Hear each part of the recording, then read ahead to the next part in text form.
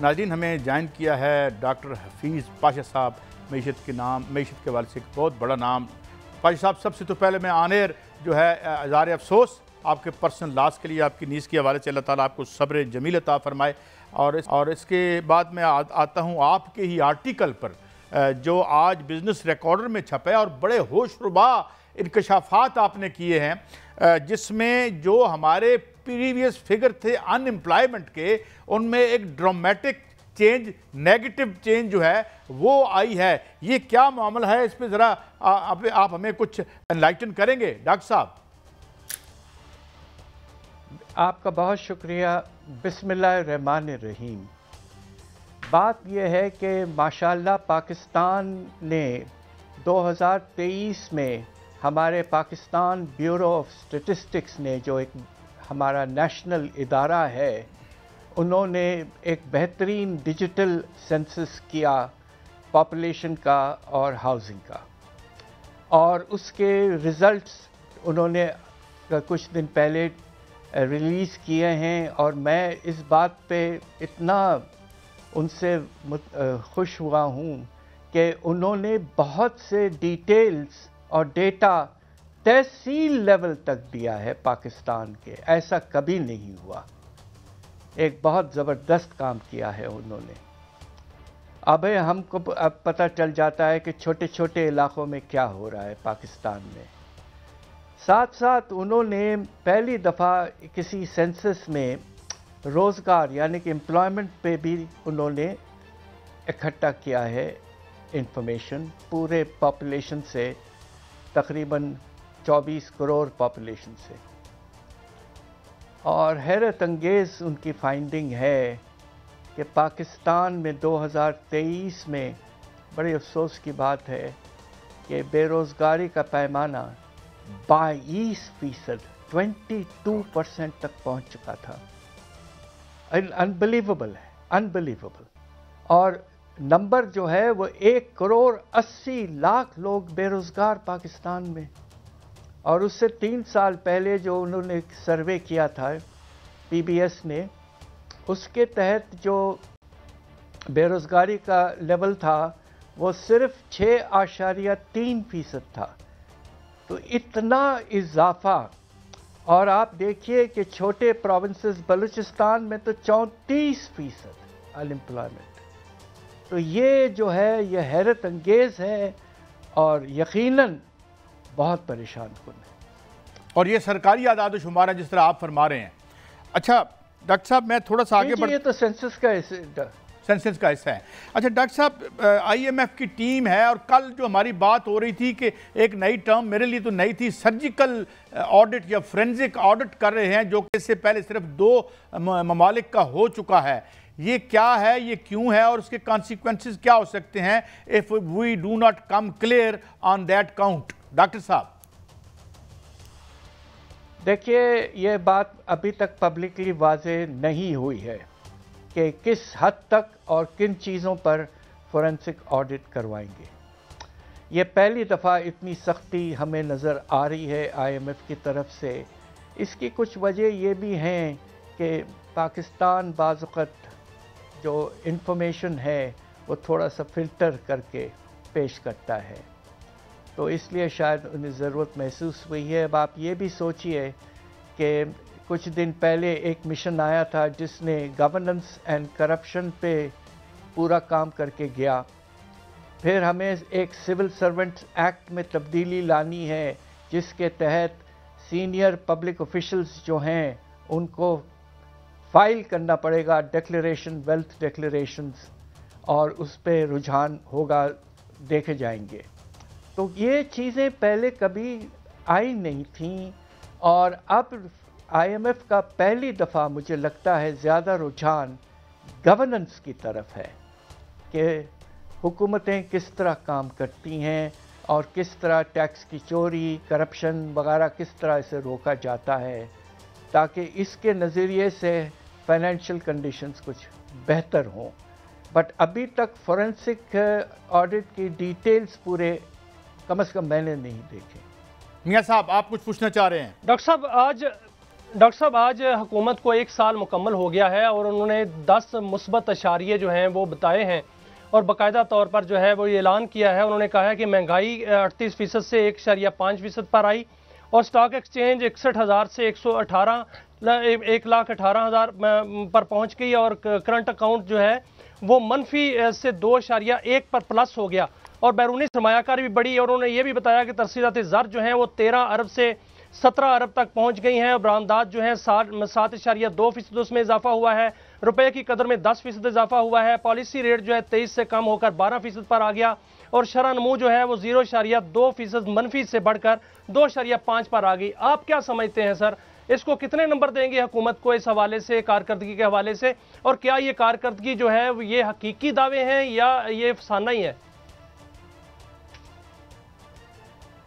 دیکھیے, میں یہ سمجھتا ہوں کہ پاکستان کے معاشی حالات میں کچھ چیزیں ماشاءاللہ اللہ کے فضل سے بہتر ہوئی ہیں, مگر بہت سی چیزیں ایسی ہیں جس پہ ابھی بھی ہمیں بہت کام کرنا ہے. میں نے آپ کو ابھی ذکر کیا کہ بے روزگاری کا پیمانہ جو ہے گورنمنٹ کا ادارہ پاکستان بیورو آف اسٹیٹسٹکس جو ہے اپنے سینسس کے بعد خود کہا ہے کہ 22% ہے. دوسری طرف جو افراط زر میں کمی آئی ہے وہ بہت اچھی بات ہے, مگر قیمتوں میں کمی نہیں آئی ہے, قیمتوں کے اضافے کی رفتار میں کمی آئی ہے اور لوگ ابھی بھی بہت پریشان ہیں. ہم نے جو ریسرچ کیا ہے پچھلے تقریباً 30 مہینے یا آپ دیکھ لیں 3 سال, جو ہمارے لوگ جن کے پاس نوکریاں ہیں ان کی آمدنی میں اتنا اضافہ نہیں ہوا پچھلے 3 سال میں جس سے وہ افراط زر سے قابو پا لیں. تقریباً ریئل انکم جو ہے اصلی انفلیشن کے بعد 20% گری ہے لوگوں کی, یعنی کہ مڈل کلاس اور جو لوگ کام کر رہے ہیں اس کے باوجود ان کے سٹینڈرڈ آف لیونگ میں 20% کمی آئی ہے پچھلے 3 سال. تیسری طرف آپ آ جائے غربت کا پیمانہ, اس پہ ہم نے بہت ریسرچ کیا ہے. ورلڈ بینک نے تو 40% کے لگ بھگ کہا ہے, ہمارا ایسٹیمیٹ ہے کہ 44% ہے اور یہ کوئی 5-6 سال پہلے 32% تھا, یعنی کہ اس میں نمایاں طور پر بھی اضافہ ہوا ہے. اور ایک اور چیز جس سے میں ایز اے پروفیسر مجھے بہت دکھ ہوتا ہے اور وہ ہے کہ ہمارے ملک کے کتنے بچے اسکول سے باہر ہیں. اس کا پیمانہ 2.5 کروڑ سے زیادہ بچے اسکول نہیں جا رہے, تقریباً 40%. ہمارے پرائم منسٹر نے ایک وقت کہا تھا کہ میں ایمرجنسی لاؤں گا, ایجوکیشن ایمرجنسی, مگر ایسی ویسی کوئی ایمرجنسی ابھی تک آئی نہیں ہے اور رجحان اس پر بہت ضروری ہے. پاکستان کا فیوچر اس پہ منحصر ہے کہ ہمارے بچے اور ینگر جنریشن جو ہے پڑھے لکھے ہوں تو ہم آگے بڑھ پائیں گے. اگر ہمارے 40% بچے پڑھے گے نہیں تو حالات آگے چل کر آپ بتائیے مجھے کیسے ہوں گے. تو کچھ چیزوں میں یقیناً کامیابی. اب آپ نے کرنٹ اکاؤنٹ کا ذکر کیا, ہاں بالکل وہ پازیٹیو ہے. پچھلے مہینے پہلی دفعہ کچھ عرصے کے بعد نیگیٹو ہو گیا اور پچھلے مہینے ہمارے ایکسپورٹس میں بھی منفی رجحان نظر آیا پہلی دفعہ. البتہ جو ہمارے توازن ادائیگی میں 2 حصے ہوتے ہیں, ایک کرنٹ اکاؤنٹ ہوتا ہے اور ایک فائنینشیل اکاؤنٹ ہوتا ہے. کرنٹ اکاؤنٹ تو ٹھیک ہے, فائنینشیل اکاؤنٹ منفی ہو گیا ہے اور اس کی بہت بڑی وجہ یہ ہے کہ باہر سے جو پیسہ آ رہا ہے وہ قرضوں کی واپسی سے کرنے کے لیے کافی نہیں ہے. تو ری پیمنٹ جو ہے وہ ڈسبرسمنٹ سے زیادہ ہو چکا ہے. یہ بہت پریشان کن بات ہے اور اس کا آگے چل کر پریشر آئے گا ریزروز پر, اور آئی ایم ایف کا رجحان یقیناً اس چیز پہ ہوگا کہ کیوں پاکستان آئی ایم ایف کے پروگرام میں ہونے کے باوجود نیٹ انفلو منفی ہو چکا ہے. ڈاکٹر صاحب ایک اور سر آئی ایم ایف کی بات ہو رہی ہے, آپ سے ایک رہنمائی چاہوں گا سر کہ جو بجلی کی قیمتیں ہیں اس کے حوالے سے حکومت 11 روپے فی یونٹ کم کرنا چاہ رہی تھی، لیکن فی الحال IMF نہیں مانا اور حکومت نے حکمت عملی جو ہے وہ چینج کر لی ہے۔ حکومت کہتی ہے کہ ہم فرانزک آڈٹ کرائیں گے IPPs کا، اور اگر وہ نہیں مان جائیں گے تو ٹھیک ہے، ان کی کیپیسٹی پیمنٹ ہم نہیں دیں گے۔ اور حکومت یہ بھی کہتی ہے کہ ہم آئندہ اگلے جو نئے پاور پلانٹس ہیں ان سے بجلی نہیں خریدیں گے، اور اس سے کیپیسٹی پیمنٹ مائنس ہوگی، ٹیک اینڈ پے پہ جائیں گے تو اس سے بجلی جو ہے وہ قیمت کم ہو جائے گی۔ کیا آپ سمجھتے ہیں کہ اگر حکومت یہ حکمت عملی واقعی اپنا لے تو بجلی 11 روپے فی یونٹ سستی ہو سکتی ہے؟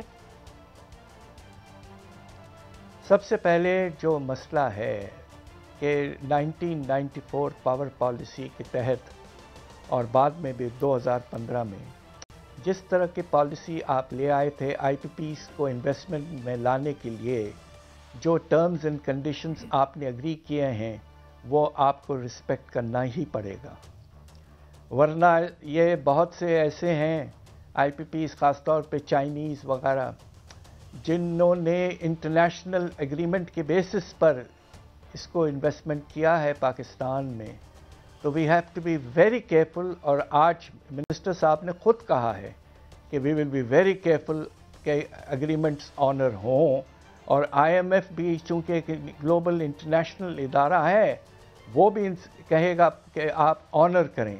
تو والنٹری بیسس پر اور میوچولی بینیفیشل بیسس پر اگر ہم کر پائیں تو آگے بڑھ پائیں گے، ورنہ ہمیں بڑے سوچ سمجھ کے چلنا پڑے گا، اس لیے کہ اگر اس میں خبر پھیل گئی پاکستان نے کوئی ایگریمنٹس نہیں آبزرو کیے تو آنے والے سالوں میں فارن ڈائریکٹ انویسٹمنٹ بہت بری طرح سے متاثر ہو جائے گی۔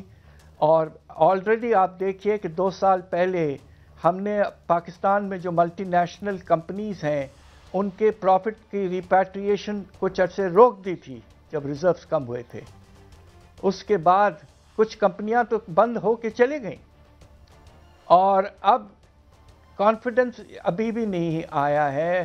بے شمار MOU سائن ہوئے ہیں پچھلے دنوں، مگر ایکچول انفلو جو ہے اس میں کوئی خاص اضافہ نہیں ہے۔ SIFC تو کہتے رہے تھے کہ ہم $10 بلین تک انشاءاللہ لے آئیں گے، مگر اگر اس سال $2.5 ارب آ جائیں فورن انویسٹمنٹ کے تو میں سمجھتا ہوں کہ وہ مناسب۔ اچھا ڈاکٹر صاحب، ایک میں انٹرنیشنل حوالے سے سوال پوچھنا چاہتا ہوں آپ سے۔ بڑی اہم تبدیلیاں آئی ہیں، آج سے جو ٹیرف ہے اس کو انہوں نے لاگو کر دیا ہے۔ یہ گلوبلائزیشن کو کیا اب سلوبلائزیشن اسے کہہ رہے ہیں؟ اور اگر اس طرح سے یہ ٹیرف سلیب کرتے ہیں تو اس سے تو نہ صرف ان کی انفلیشن بھی بڑھے گی، اور کیا معاشی کساد بازاری جس کے پہلے ہی نشان نظر آ رہے ہیں یہ مزید بڑھے گی اور اکنامک ونٹر کی طرف دنیا بڑھے گی؟ یہ جو کچھ ہو رہا ہے دنیا میں ٹریڈ وار کے نام پہ ڈاکٹر صاحب؟ بات دراصل یہ ہے کہ جب سے ٹرمپ آئے ہیں تو جس طرح کے انہوں نے سٹیپس لینا شروع کیے ہیں بہت کم لوگوں کو سمجھ میں آ رہے ہیں، اور خاص طور پہ امریکہ کے اندر ہی بہت سے لوگ بہت پریشان ہیں۔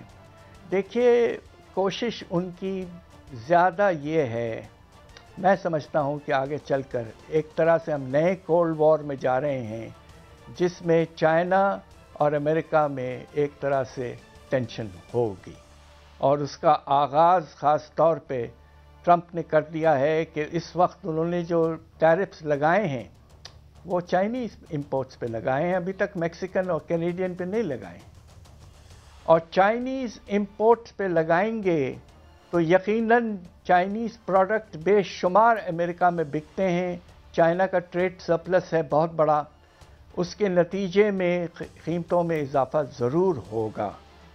بہت شکریہ۔ اس کے نتیجے میں جی ڈاکٹر صاحب بات مکمل کریں۔ جی، تو نتیجہ یہ ہوگا کہ اس کے نتیجے میں لوگوں کی آمدنی متاثر ہو سکتی ہے اور انمپلائمنٹ امریکہ میں تھوڑا سا بڑھ سکتا ہے۔